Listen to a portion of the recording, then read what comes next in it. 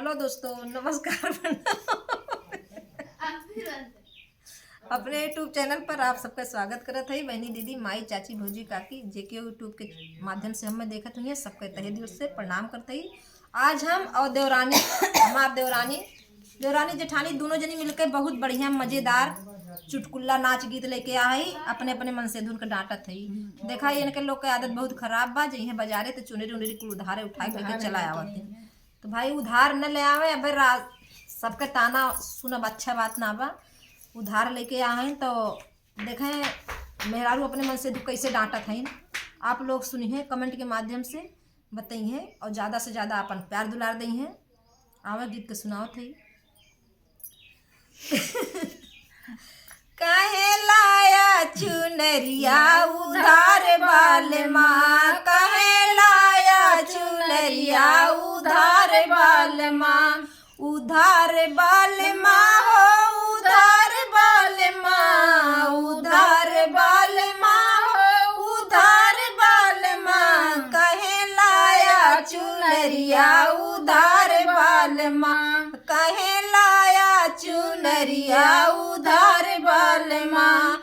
सासू न दे हमें मारे ली ताना, सासू न दे हमें मारे ली ताना, मारे ली ताना हो मारे ली ताना।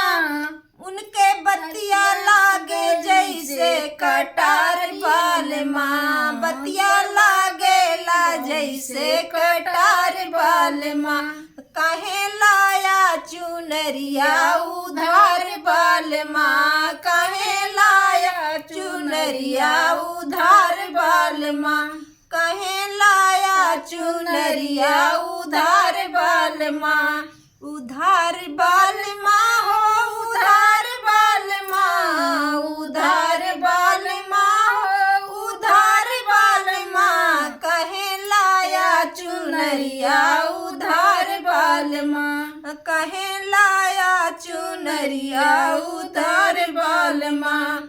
चुनरी पहिरे हमें गईली बजरिया, चुनरी पहिने हमें गईली बजरिया, गईली बजरिया हो गईली बजरिया, चुनरी पहिने हमें गईली बजरिया हो। बजजा रोकेला रहिया हमार बाल माँ, बजजा रोकेला रहिया हमार बाल माँ, कहे लाया चुनरिया उधार बाल माँ, कहे लाया चुनरिया उधार बाल माँ। उधार न लागते तो काहे के रास्ता रोक सीधे चली जाइत ना।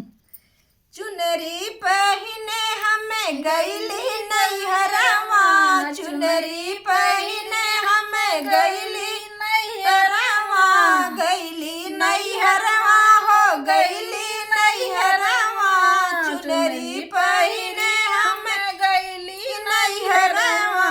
तना मारेली भौजी हमार बाल माँ, तना मारेली भौजी हमार बाल माँ, कहे लाया चुनरिया उधार बाल माँ, कहे लाया चुनरिया उधार बाल माँ, उधार बाल माँ हो उधार बाल माँ, उधार बाल माँ हो उधार बाल माँ, कहे लाया चुनरिया उधार बाल माँ, कहे लाया चुनरिया उधार बाल माँ। तो गीत कैसन लाग बहनी दीदी आप लोगन कमेंट में बताइए और ज़्यादा से ज़्यादा अपन प्यार दुलार देंगे। और चैनल पे जे क्यों नया हुई चैनल को सब्सक्राइब कर लिए और कमेंट बॉक्स में बताइए गीत कैसन लाग। मिलत है आगे वीडियो में, तब तक के लिए नमस्कार प्रणाम।